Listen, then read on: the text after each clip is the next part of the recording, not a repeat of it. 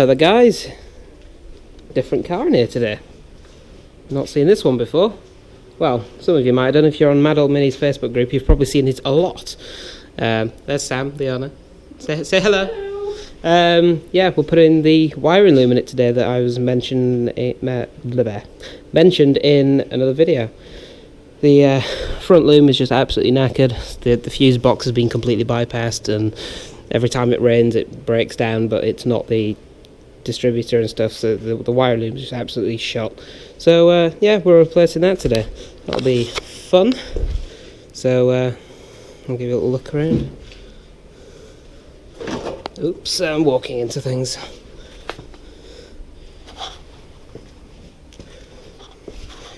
There we go. Roof rack full of stuff out the boot. So let's crack on with taking the old loom out.